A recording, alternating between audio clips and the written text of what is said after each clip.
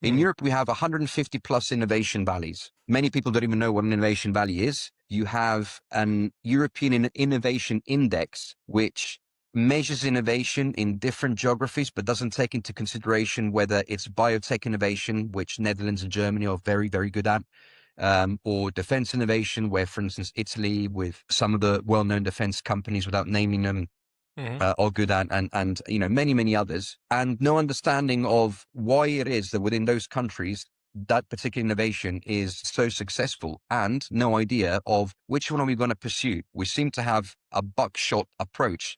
We're going to innovate everything all at the same time.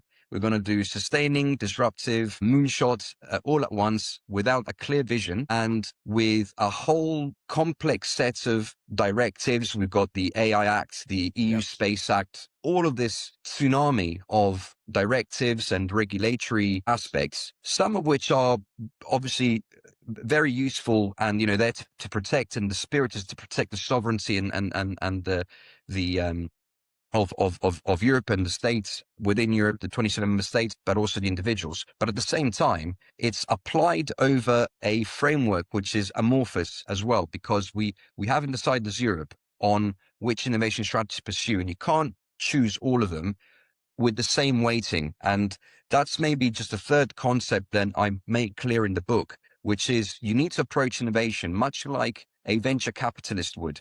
A venture capitalist has a bubble graph, typically a bubble graph investment plan.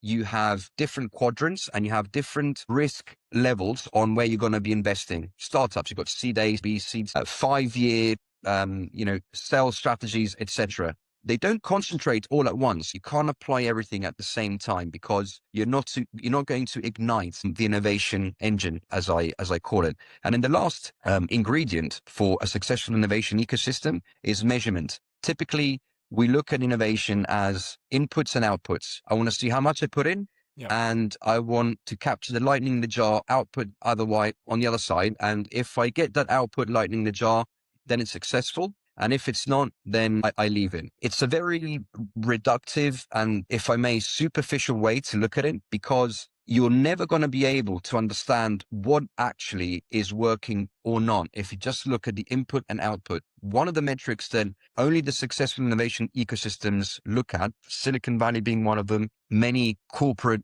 innovation labs as well are very good at that, is your process metric. That means keeping a clear eye on the actual journey of the innovation that you have decided. Okay. So moonshot innovation.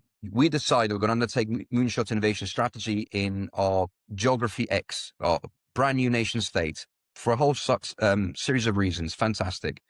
We decide the amount of money we want to put in, and we have an idea of what we want to have at the end in 15 years. In 15 years, we want our moonshot to enable us to take full advantage of the space economy within the lunar ecosystem. Right, fantastic.